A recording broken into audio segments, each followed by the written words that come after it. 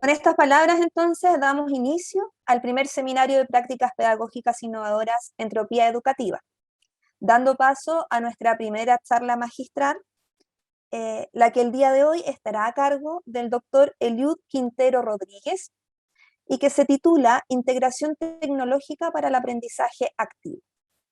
El doctor Quintero es licenciado en Matemáticas y doctor en Innovación Educativa. Es el director de carrera de la licenciatura en Innovación Educativa y además académico de la Escuela de Humanidades y Educación del Instituto Tecnológico y de Estudios Superiores de Monterrey, México. Tras la charla del doctor Eliud, que comenzaremos a continuación, tendremos un espacio de 10 a 15 minutos para poder entregarle sus preguntas o comentarios respecto de su exposición, por lo que los invito a que las dejen registradas a través de nuestro chat. Doctor Quintero, por favor, adelante. ¿Qué tal? Muchas gracias. Muy buenas tardes, colegas de Chile y de América Latina. Los saludo con muchísimo gusto. Agradezco también la invitación por poder participar en este espacio que creo que va a ser altamente enriquecedor para todos quienes formamos parte de él. Y bueno, pues me voy a permitir compartir unos primeros apoyos. Como bien Tania comentaba, lleva por nombre Integración Tecnológica para el Aprendizaje Activo, pretendiendo dar también algunos elementos, perspectivas, ideas, nociones orientadas hacia este proceso que hemos vivido de manera más intensamente ya hace más de un año, pero también comentar que no es una reacción o una enseñanza remota de emergencia lo que buscamos instalar, sino más bien un conjunto de herramientas tecnológicas, pedagógicas, metodológicas, que nos acompañen a conformar modelos más robustos, más equitativos, más integrales también para poder dar respuesta más estratégica, más pensada, más reflexiva a los procesos que hemos vivido en torno a la continuidad académica en América Latina y el mundo. Entonces, bueno, nuevamente gracias por la invitación y espero que todos y todas los que nos acompañan y sus familiares también se encuentren con salud, que es lo más importante. Voy a tratar de ser ágil con las ideas de la charla, ¿verdad? De intentar invitarlos a la reflexión y a compartir algunas ideas en torno a estas temáticas centradas en la innovación educativa y la integración de tecnologías para el aprendizaje y la enseñanza. Hay tres cosas puntuales que vamos a intentar poner sobre la mesa en la sesión de hoy. Por una parte, analizar un modelo de integración tecnológica, ¿verdad? Para poder enmarcar cómo se gesta ese proceso de poder hacer que las tecnologías potencien la pedagogía y también que nos ayuden a comunicar los contenidos y las ideas que son importantes de abordar.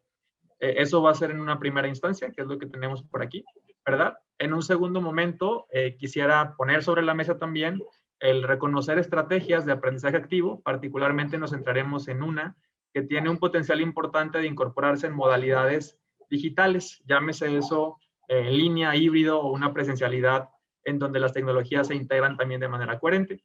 Y finalmente, la idea va a ser también valorar una secuencia o recomendaciones para poder diseñar o rediseñar sesiones interactivas en contextos mediados por tecnología.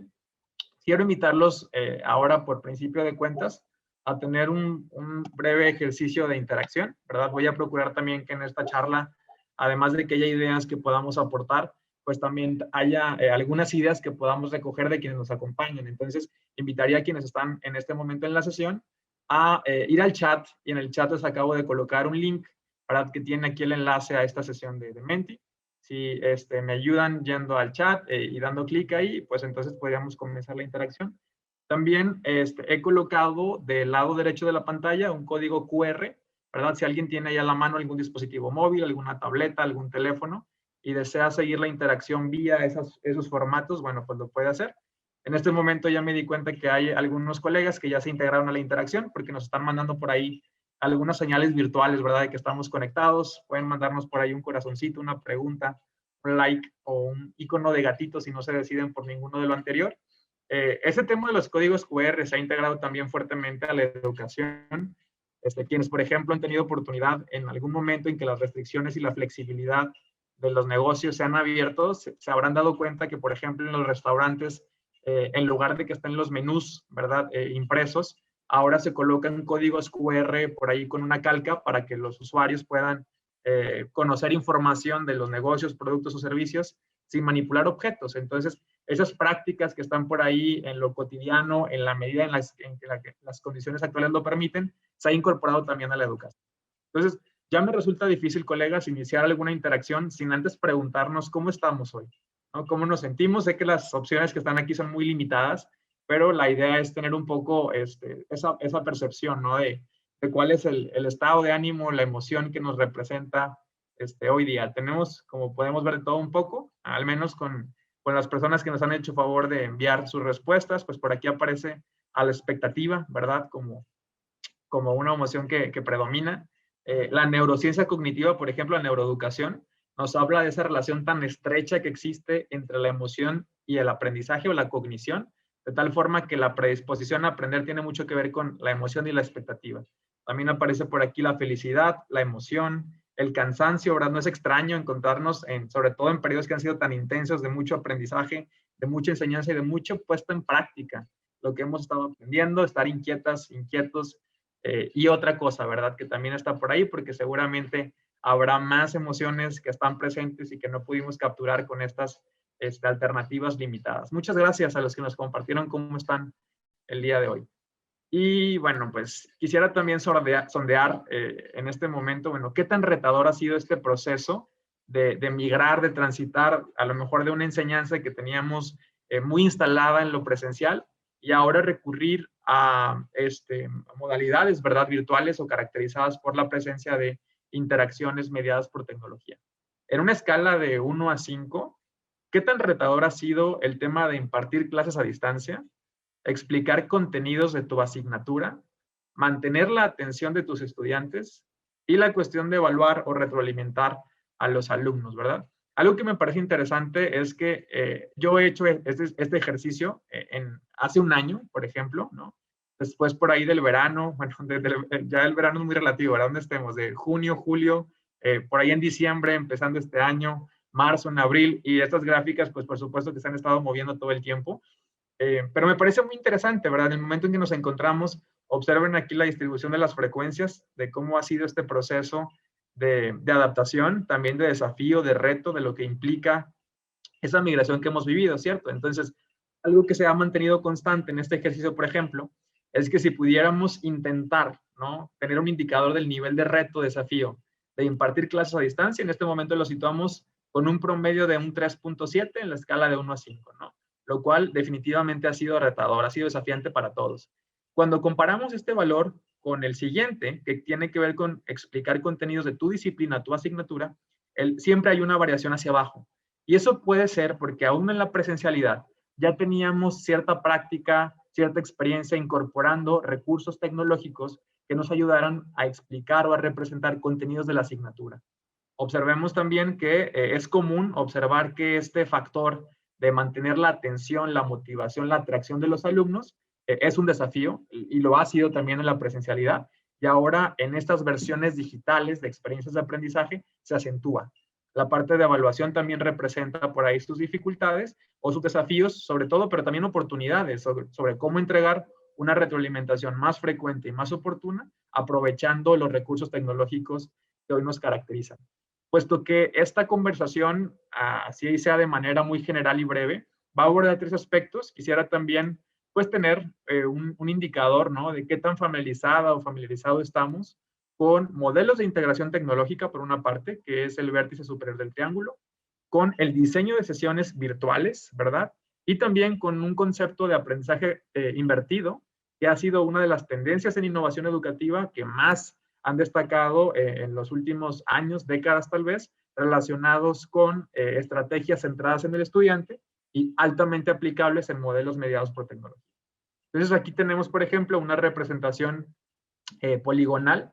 Estos valores, ¿no?, 2.7, 3.1 y 3.2, son de alguna manera también una representación del nivel de familiaridad o de conocimiento entre el valor está más cerca de los vértices, significa que es mayor, y más cercano al origen, significa que, bueno, es algo que todavía estamos por aquí reflexionando. Muchas gracias también por esta aportación. Y una última cuestión que no quisiera dejar que no quisiera dejar en este momento de abordarla es, si tuviéramos que elegir un elemento, ¿no?, un ingrediente indispensable, fundamental para que el aprendizaje ocurra, ¿qué diríamos, verdad? Y sabemos como educadores, como personas dedicadas a la educación y la innovación educativa, que en esa lista podemos agregar un conjunto importante de elementos. Pero si tuviera que decidirme por alguno de ellos, ¿qué es lo que diría?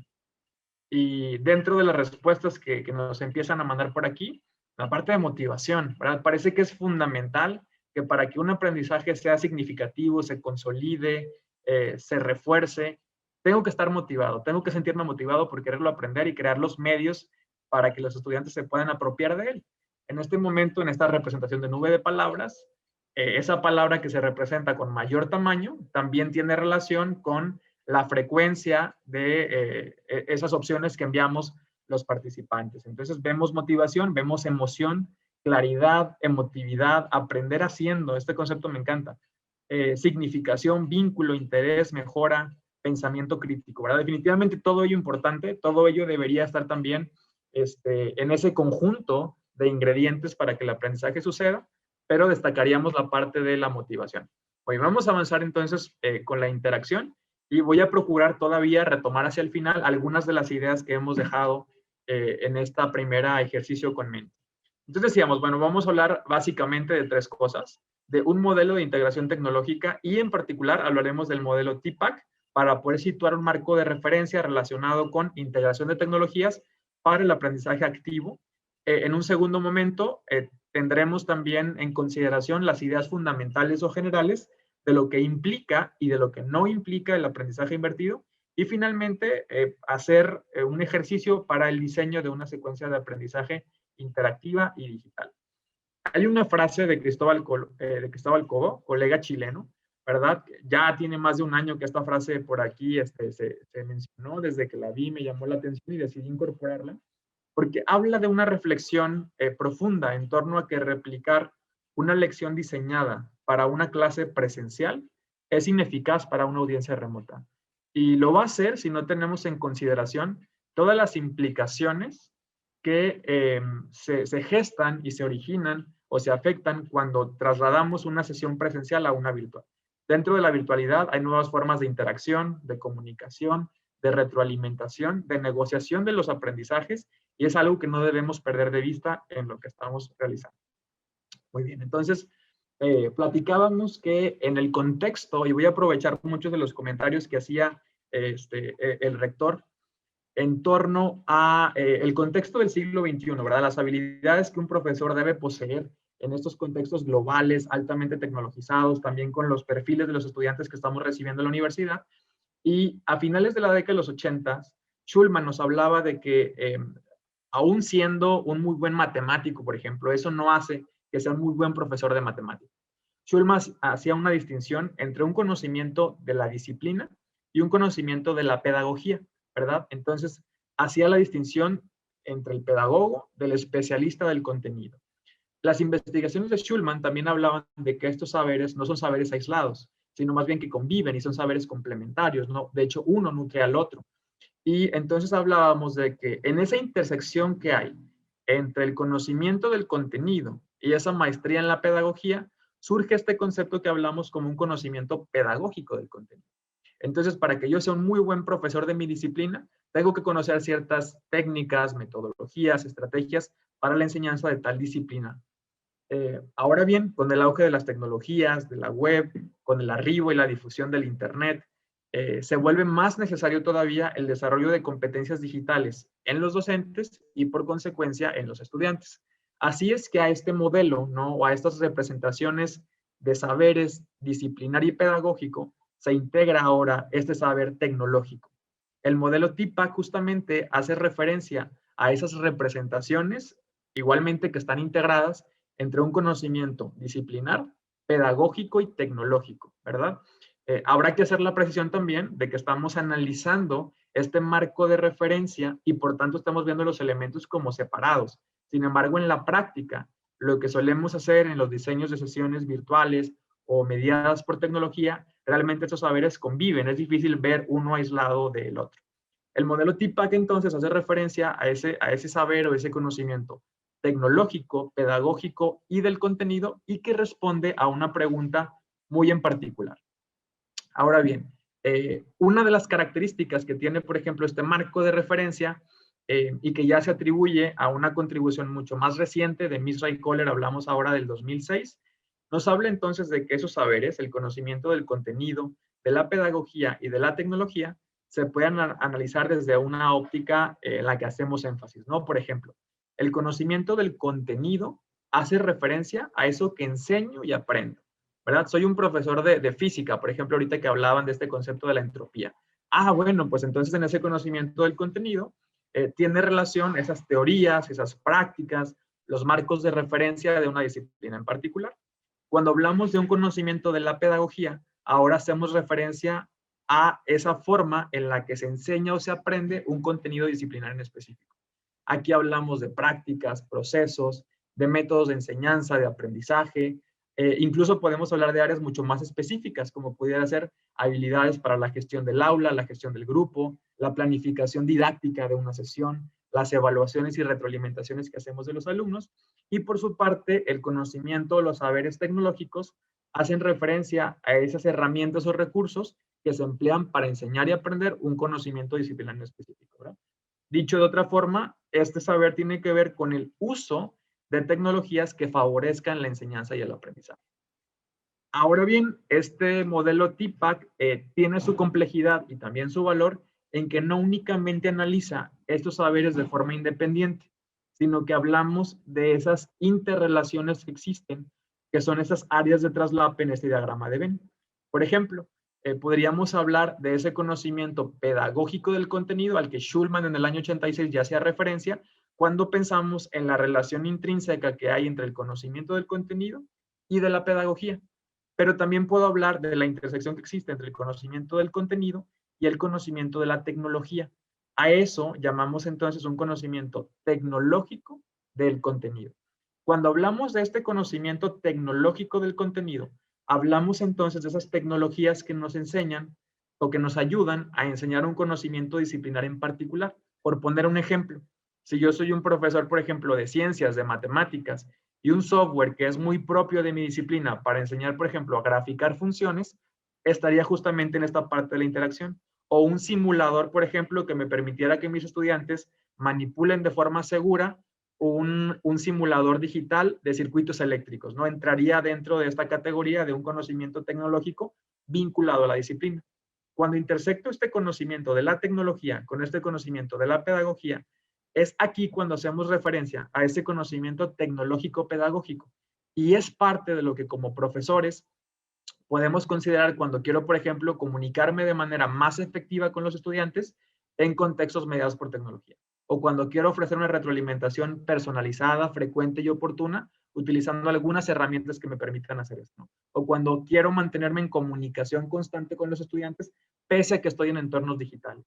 Bueno, todo ese tipo de herramientas que pueden favorecer la enseñanza, la interacción, la participación, la motivación del aprendizaje, tienen cabida en ese conocimiento tecnológico y pedagógico.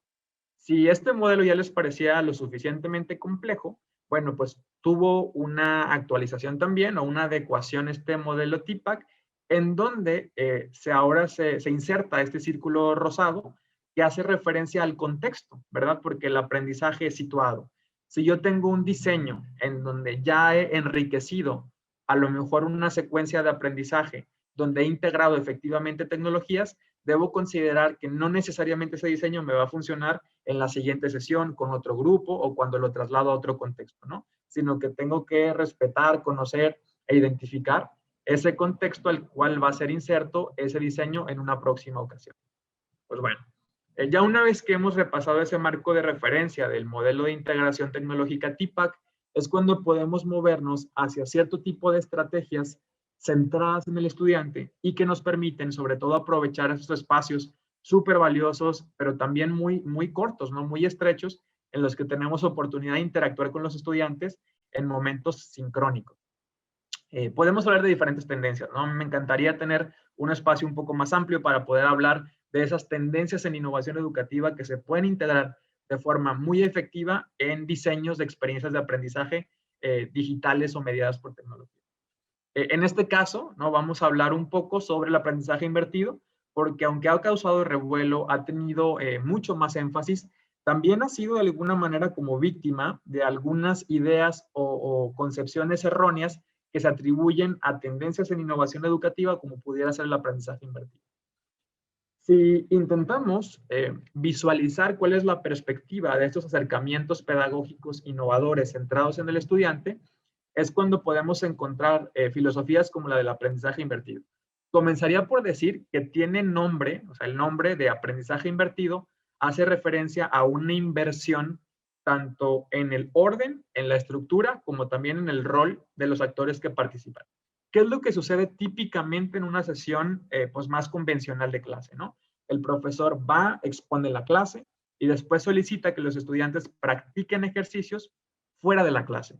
Bueno, el aprendizaje invertido lo que hace es que da una vuelta a esa secuencia y a ese protagonismo entre los actores, sugiriendo que haya una preparación previa a revisar materiales, que eso haga que en el momento en que estamos en sesiones sincrónicas tengamos un espacio para poder aplicar el contenido, trabajar en proyectos, donde podamos a lo mejor tener un espacio donde el profesor pueda retroalimentar de forma más personalizada, más oportuna, diseñar experiencias en las que el estudiante aplique el conocimiento que ha trabajado, ¿no? Entonces, una secuencia básica de aprendizaje invertido típicamente tiene como 3 momentos. Por una parte, los estudiantes revisan materiales y se preparan para participar en las actividades. En talleres que tengo, por ejemplo, con profesores, me dicen, oye, pero es que los alumnos ya están súper sobrecargados, ¿no? Ya tienen mucho tiempo de clases por ahí virtuales y todavía les voy a dejar a revisar materiales previos. No es la premisa que se propone el aprendizaje invertido, ¿no? Por ejemplo, yo he tenido sesiones en las que pido a mis estudiantes trabajar o analizar algún experimento, alguna situación que puedan hacer en casa, que no dependa de lo digital y que sirva como una experiencia para poder abordar contenidos en la siguiente clase. Nuestra siguiente clase puede ser un debate, por ejemplo, ¿no? ¿Voy a aplicarme la vacuna o no? Bueno, para ese momento en el que va a ocurrir el debate es importante que yo me haya documentado, que tenga argumentos, que tenga algunas experiencias que proponer en la siguiente clase. Un poco esa es la filosofía que tiene esta preparación de materiales aquí. Si me estoy ahorrando un tiempo de la clase sincrónica, de ese valiosísimo tiempo que tengo en la sesión sincrónica, es justamente porque en ese tiempo voy a aprovechar para realizar actividades de aplicación del contenido mientras mis alumnos reciben retroalimentación. Eso básicamente es lo que sucede en un espacio durante la clase. Y todavía tengo oportunidad para que en otro momento fuera de la sesión, a lo mejor diseñe alguna evaluación que pudiera tener forma, ¿no? De algún quiz, por ejemplo, que se trabaje en alguna herramienta tecnológica donde se pueda profundizar en la comprensión de los aprendizajes previos. Ahora bien, yo les decía que esta idea del aprendizaje invertido ha sido también blanco de algunas críticas o algunas situaciones vinculadas, así por ejemplo el aprendizaje invertido representa algo nuevo a la educación. Digo, de todos los que estamos acá, seguramente nos habrá tocado que cuando tuvimos nuestra formación universitaria, nuestros profesores ya nos pedían revisar materiales previo a la clase, ¿verdad? Ya decían, vas a leer el libro de texto de tal página, y vamos a trabajar en la clase siguiente. Bueno, eso no necesariamente es un aprendizaje invertido. Si en la clase, si en el tiempo presencial, no estábamos haciendo actividades de aplicación del conocimiento, si no estábamos trabajando en proyectos, en debates, en juegos de roles, en análisis de casos y demás. De tal forma que lo central en el aprendizaje invertido no es qué materiales voy a dejar previo a clase.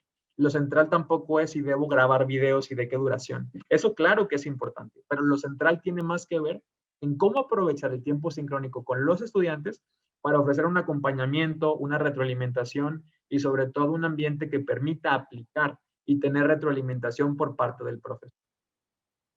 Y bueno, aunando un poco más a esto, luego surge la cuestión de si voy a invertir la clase, ¿lo debo hacer todo al mismo tiempo? ¿Debo invertir mi curso completo? ¿O de qué forma surge este proceso, no?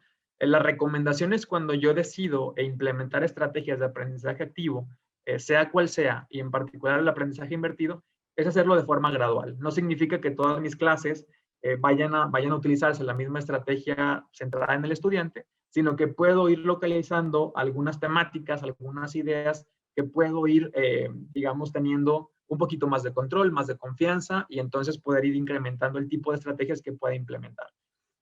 Una de las recomendaciones también, que cuando se sugiere, cuando incorporo el aprendizaje invertido, es que aquellos niveles en alguna taxonomía, como pudiera ser esta modificación de la taxonomía de Bloom, de Churches, nos sugieren, por ejemplo, que aquello que se puede invertir, es decir, se puede enviar fuera del aula, sean aquellos niveles de pensamiento más básicos, ¿no? A lo mejor yo puedo pedir a mis estudiantes que revisen algunos conceptos, definiciones o ideas, de tal suerte que mi objetivo pudiera ir hacia favorecer habilidades de memoria, de recuerdo, tal vez de comprensión, pero el trabajo que realizaríamos dentro de las sesiones con acompañamiento del profesor situarían habilidades de complejidad o niveles de pensamiento más complejos, como pudiera ser el crear, el armar prototipos, ¿no? Evaluar, el tener experiencias en las cuales pudiéramos juzgar la validez de ciertos argumentos, analizar o aplicar. Decimos que el aprendizaje invertido es un modelo centrado en el estudiante si lo analizamos, por ejemplo, en esta estructura que presento por aquí. Si yo tengo una sesión sincrónica con mis estudiantes que pudiera ser a lo mejor de 50 minutos o de 1 hora, observemos que efectivamente hay una diferencia importante en el diseño y en el protagonismo de cómo ocurre esa secuencia de aprendizaje. Una secuencia tradicional, ¿no? Normalmente, ¿qué es lo que sucede? Llego al salón de clases o llego ahora a mi plataforma de videoconferencia, como pudiera ser un Zoom como en este momento. A lo mejor saludo a mis estudiantes y pregunto si hay alguna duda, lo cual rara vez pasa, y luego dedico un tiempo importante a la exposición del contenido, y si acaso me queda oportunidad, pues hago algún ejercicio de aplicación práctica, ¿no? Y en eso se me va a mi sesión, y quienes hemos estado todos los días en sesiones sincrónicas nos hemos dado cuenta que es en un suspiro, ¿no? Que se nos va la clase. Una secuencia de aprendizaje invertido realmente cambia ese rol, ¿no? Yo inicio una secuencia y a lo mejor haría una actividad como la que yo arranqué haciendo con el Menti. A lo mejor en vez de hacer esas preguntas un poco rompehielo y para conocer las características de mi audiencia, a lo mejor llego a la sesión haciendo algunas preguntas de control de lectura, donde quiero saber y tener información en tiempo real para ver cómo voy a moverme en el curso de mi instrucción.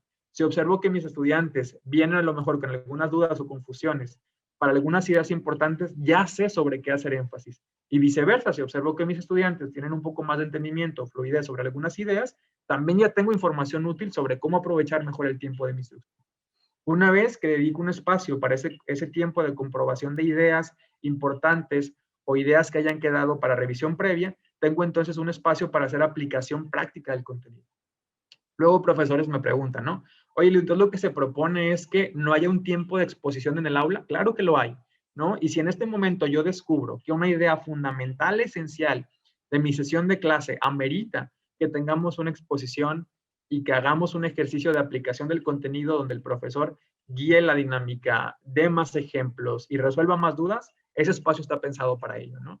Pero podemos ver aquí de manera importante que mientras que un diseño está centrado en la participación del profesor, el segundo diseño está pensado más bien en la aplicación práctica del contenido por parte de los estudiantes. ¿Bien? Ahora, ¿cómo se visualizaría el rediseño de una secuencia de aprendizaje en donde tengamos oportunidad de centrarla en el estudiante, que es de lo que estamos hablando ahora, y sobre todo en entornos mediados por tecnología? Bueno, en ese caso, yo les daré un ejemplo. Supongamos que el objetivo de mi sesión es lo que aparece por aquí, ¿verdad? Que el estudiante pueda identificar en situaciones en contexto la aplicación de conceptos y procedimientos de la trigonometría. Yo diseño una secuencia de aprendizaje con la intención de cumplir con este objetivo de la sesión. Sí, eso es lo que va a guiar. Lo que va a guiar mi diseño, lo que va a guiar mi metodología, las estrategias de aprendizaje activo que vaya a incorporar, lo que va a guiar la introducción de tecnologías que vaya a utilizar. Entonces, tal vez hago una actividad detonante.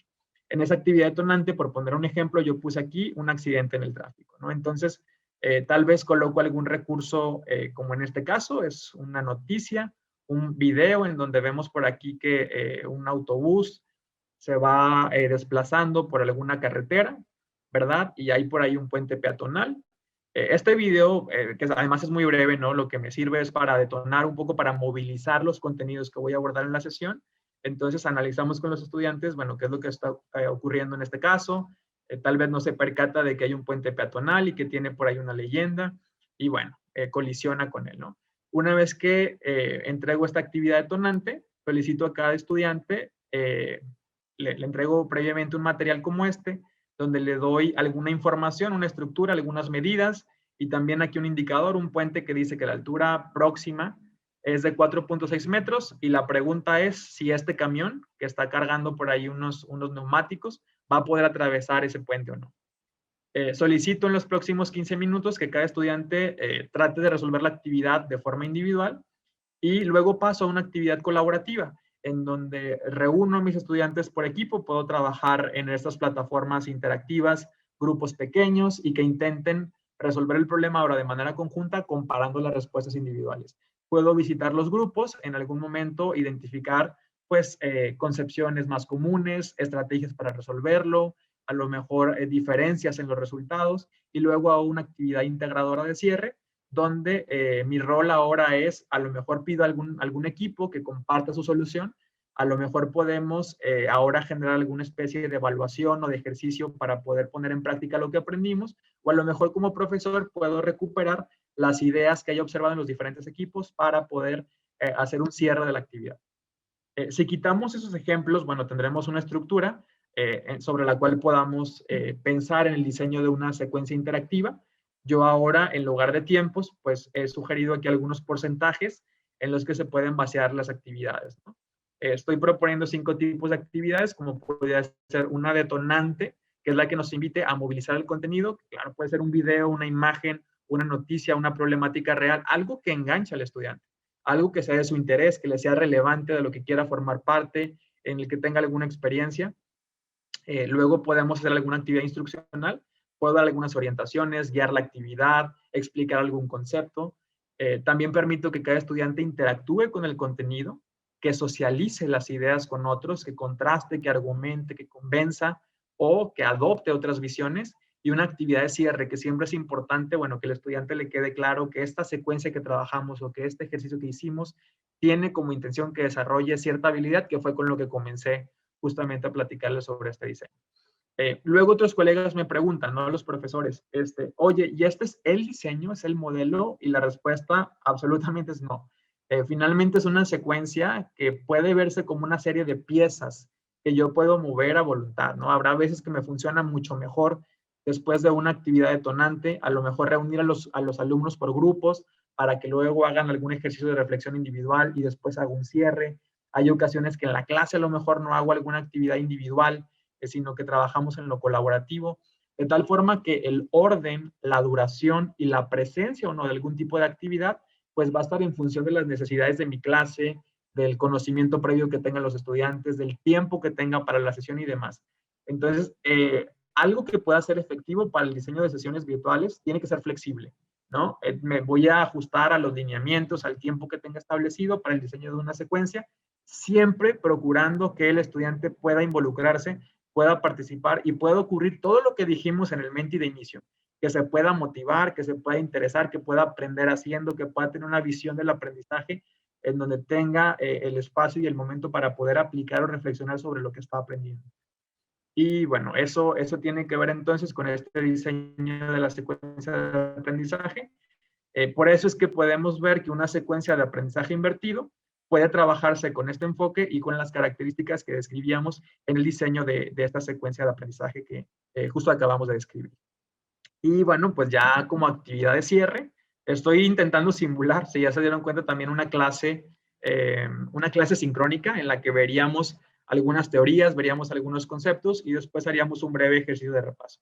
Entonces, para cerrar mi intervención, colegas, les quisiera pedir si nuevamente regresáramos a ese Menti que les compartí el link por el chat. Lo voy a volver a colocar por aquí, ¿sí? Por si me hacen favor de regresar a él. Se quedaron aquí unas preguntas pendientes que justamente servirían para validar la comprensión de ideas o conceptos que estuvimos mencionando durante este breve espacio.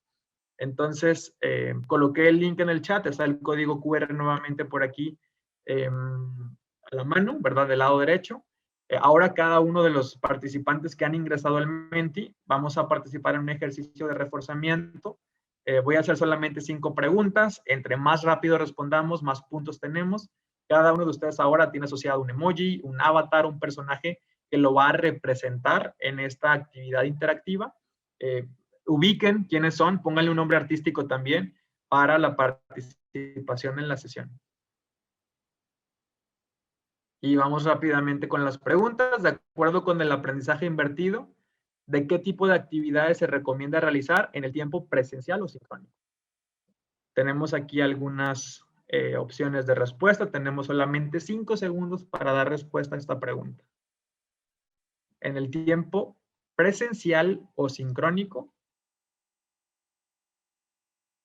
Muy bien. Entonces, la intención es que dentro de un contexto de aprendizaje invertido, utilicemos en la mayor parte del tiempo actividades de aplicación del conocimiento. Voy a saltarme por aquí el tablero de posiciones para pasar rápidamente a la pregunta número 2, porque sé que el tiempo es muy breve. ¿Cuál es un propósito central del aprendizaje invertido? Es tener más tiempo para exponer conceptos en clase, redefinir la clase como un ambiente centrado en el alumno o usar tecnologías para la generación de videos y recursos.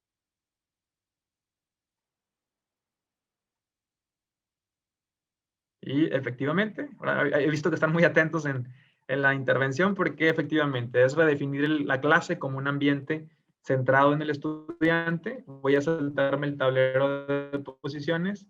Vamos a la pregunta número 3. El aprendizaje invertido elimina el rol del profesor en el espacio de aprendizaje, pues los contenidos se explican con materiales. ¿Es falso o es verdadero que el aprendizaje invertido elimina el rol del profesor? Y respondemos en solo 5 segundos.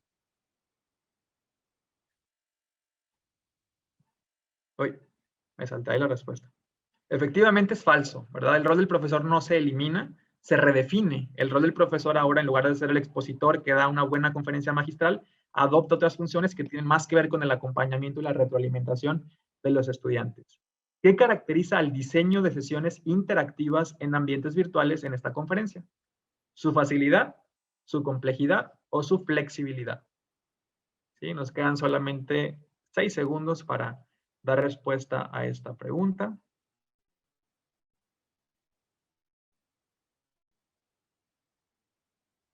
Y efectivamente, ¿verdad?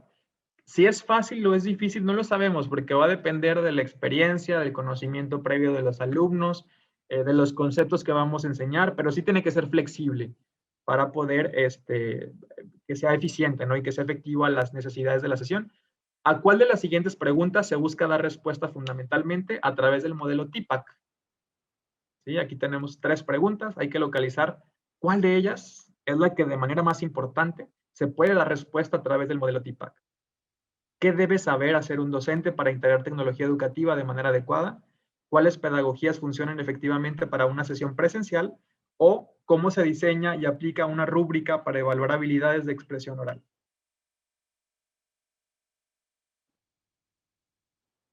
Tenemos ahí un par de segunditos más para poder valorar esta pregunta. Estamos solamente a 10 segundos y cerramos.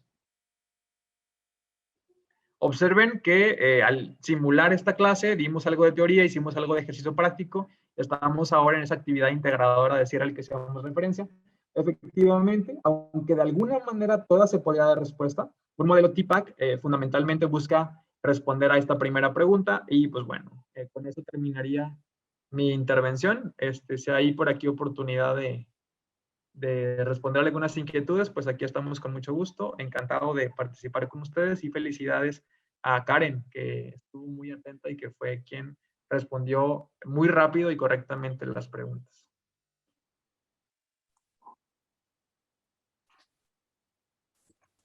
Excelente, Liu. Muchísimas gracias por compartir esta charla con nosotros. Ha sido muy ilustradora, muy dinámica, muy interactiva, muy motivadora. Y bueno, a ver si por ahí hay alguna pregunta. Los invitamos a que escriban sus preguntas en la sección de preguntas y respuestas para que José Miguel nos pueda ir apoyando y Eliud nos pueda ir contestando.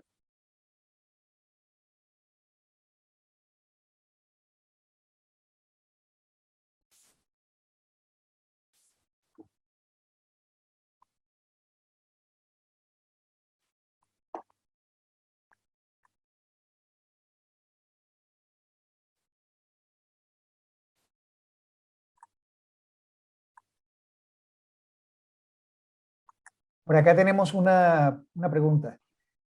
¿Cuál es su experiencia ante las cámaras apagadas? Me es muy raro cuando me hacen esa pregunta en alguna conferencia, entonces me parece muy bien que podamos seguir discutiendo sobre ese tema. Yo abandero el tema de la flexibilidad. Evidentemente, luego queremos hacer como estos símiles, ¿no? Comparaciones entre qué significaría para mí en una clase presencial no ver las caras de mis estudiantes, ¿no? Y a veces me imagino como si todos me estuvieran dando la espalda, yo haciendo la clase y se sentiría un poco extraño, ¿no? Hay que entender que una cámara apagada puede significar muchas cosas que a lo mejor como profesor no alcanzo a percibir.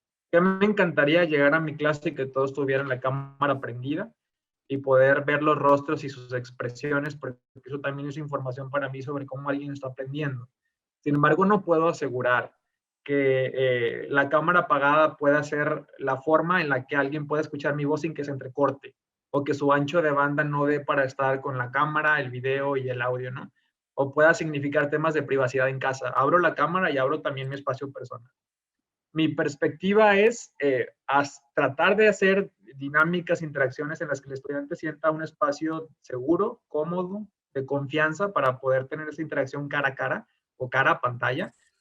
Y si eso no ocurre, está bien, ¿no? O sea, yo veré las formas tanto a través del micrófono abierto, de actividades por Menti, por chat, de invitar a todos a participar.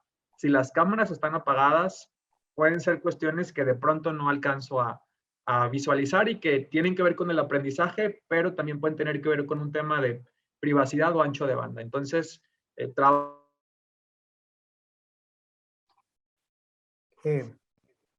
muchas gracias. Tenemos otra por acá. ¿Qué estrategias podríamos considerar para aquellos no estudiantes? obligo a nadie a que prenda la cámara, quien decide.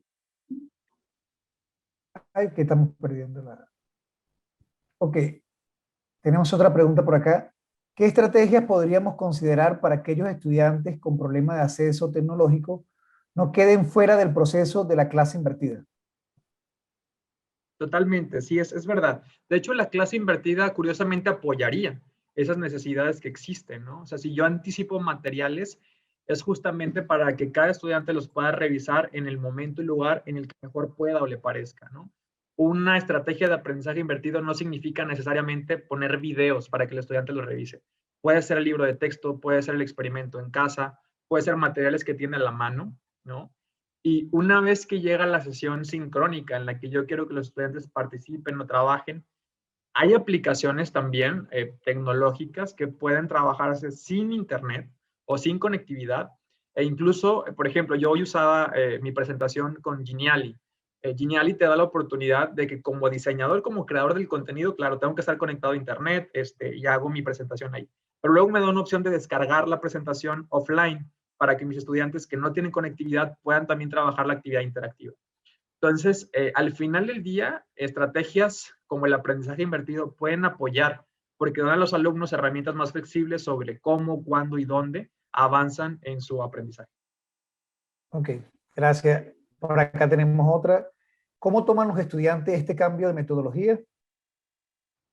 Es una muy buena pregunta. Fíjate, no nada más como los estudiantes, como los profesores, como los directivos, como los padres de familia, como es cultural el tema de cómo migro de una secuencia en donde el profesor es el experto que va a transmitir el conocimiento hacia un receptor que está del otro lado de la pantalla o en la silla, ¿no? Para mí ha sido muy interesante tener una comunicación muy abierta y muy clara con mis estudiantes, ¿no? Incluso el primer día de clases en una sesión presencial o virtual, inicio platicando con los chicos y alineando expectativas en el sentido de que si estamos esperando que de este lado tengas a un profesor que te va a dictar o te va a explicar el contenido y que tú vas a tener como responsabilidad pues recibir esa información, eso no va a ocurrir. En mi clase no va a pasar y tampoco voy a ser ese profesor.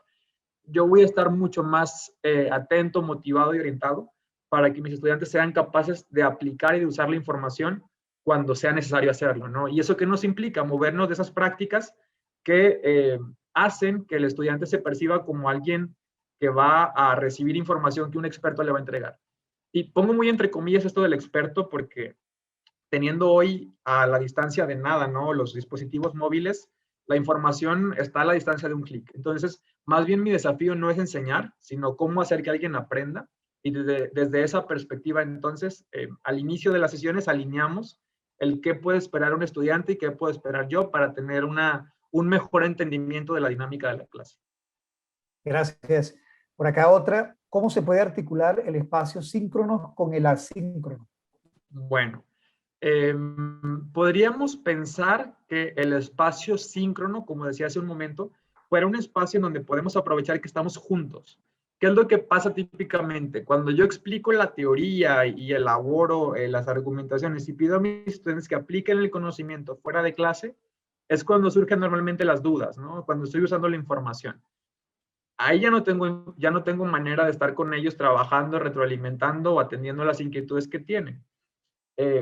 Una sugerencia que podría a lo mejor poner sobre la mesa es que los espacios síncronos nos permitieran aplicar conocimiento, trabajar con proyectos, analizar casos, generar debates donde el profesor pueda guiar esa dinámica, y en las actividades asincrónicas, que pudieran ser momentos en los que el estudiante pudiera reforzar ideas que se trabajaron durante la sesión sincrónica.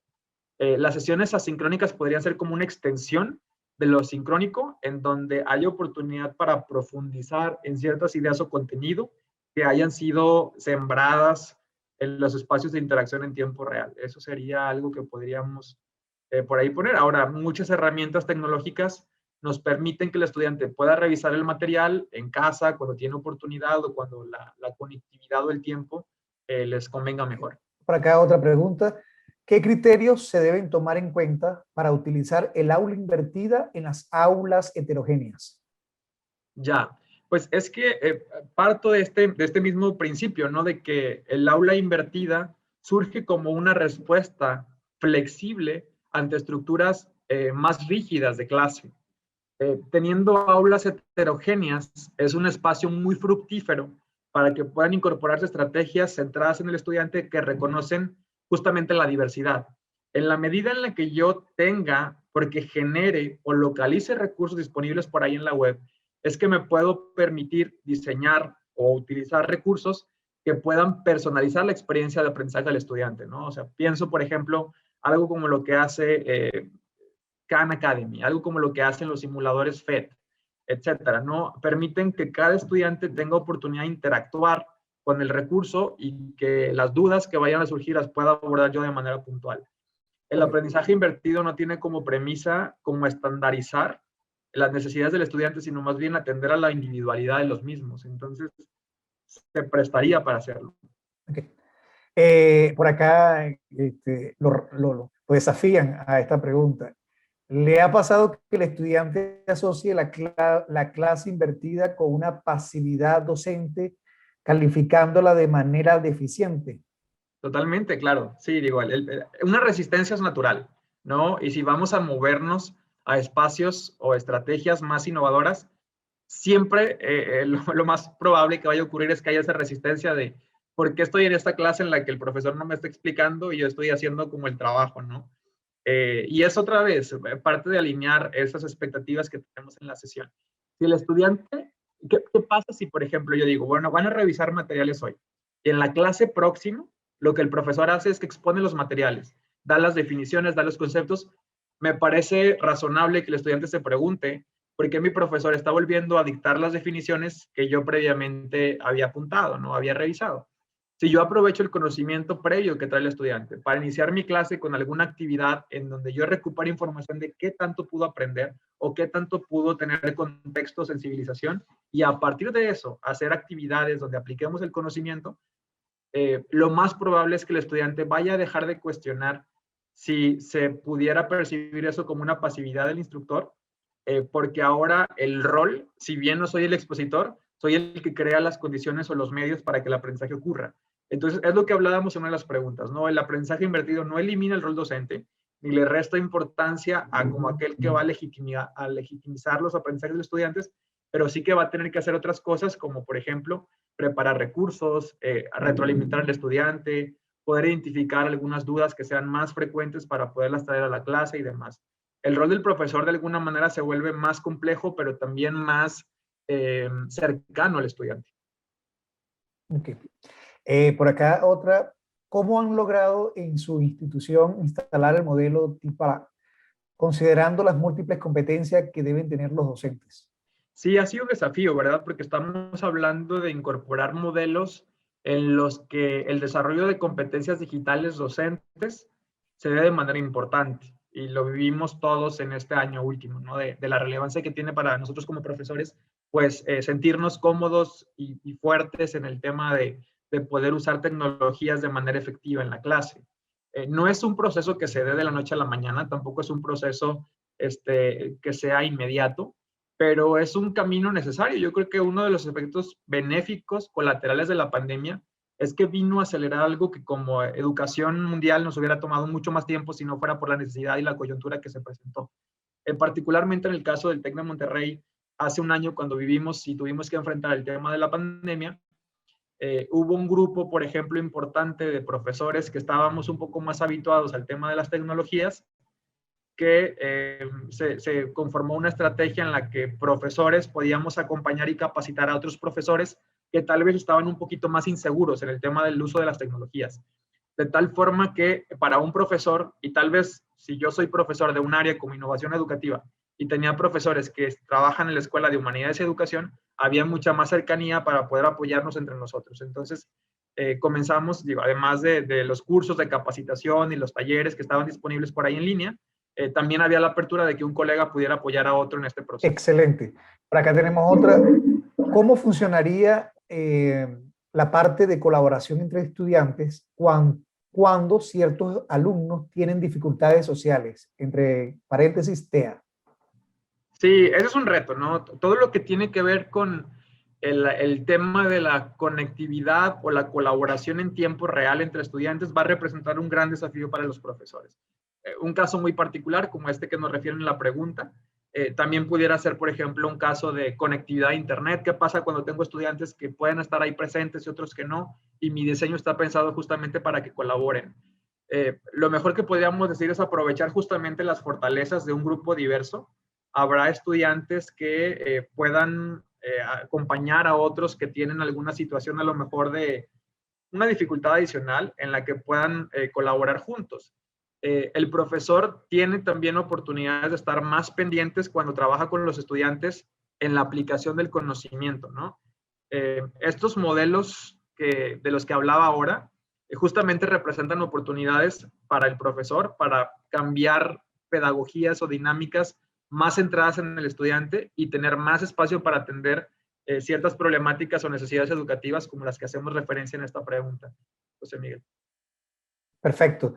Y por acá una última, ¿cómo se llaman las aplicaciones que dijiste anteriormente con las que armaste tu presentación? Muchas gracias, te dicen. Ya, súper. Sí, bueno, en particular para esta interacción utilizaba Genially, ¿no? Como una aplicación que te permite diseñar una clase interactiva. De hecho, estas presentaciones que yo trabajo con mis estudiantes de manera sincrónica, luego las tienen ahí en la plataforma de la universidad a disposición de ellos. Ellos pueden repasarlas y la misma interacción que yo recreé en tiempo real, ellos lo pueden hacer luego en tiempo asincrónico. Esta aplicación en particular que utilizaba tiene esa ventaja. Si un estudiante pierde la conectividad o su ancho de banda es muy limitado, puede tener oportunidad de descargar offline la presentación. Y la otra que vieron, bueno, pues es el Menti, que también se ha hecho muy popular. Sé que luego los profesores me dicen, no, Menti tiene un costo y aparte solo te deja hacer 2 preguntas. Es verdad. Yo uso normalmente Menti porque trabajo en sesiones con muchísimos profesores, ¿no? Trabajo sesiones con 600, 1000 y tal, y ocupo una herramienta que me dé esa capacidad de interacción. Pero hay otras muchas que te pueden permitir hacer esas preguntas e interacción en tiempo real, que son gratis y que tienes espacio para trabajar con 50 estudiantes concurrentes sin ningún problema. Ok, por acá una última.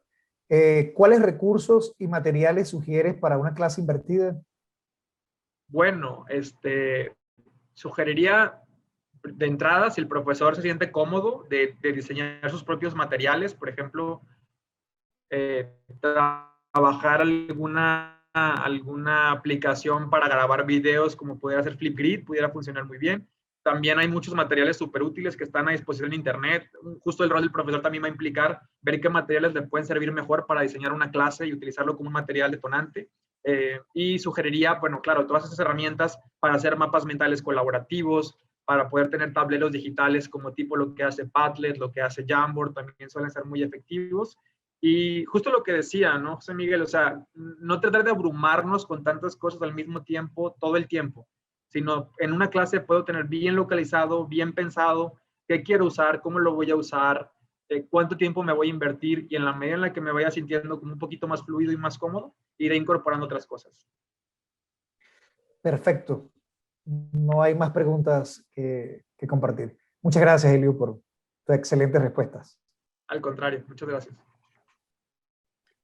Bueno, Liud, reitero nuestro agradecimiento por tu charla, por tu exposición, por la claridad también con que nos has dado respuesta a las distintas interrogantes.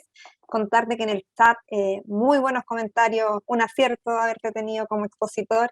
Así que, bueno, sin más, te agradecemos, te invitamos a ver si te puedes quedar a nuestra sesión de exposiciones. Si no, te agradecemos mucho el tiempo que nos has dedicado. Recordemos que tenemos una diferencia horaria con México, por lo que se agradece aún más.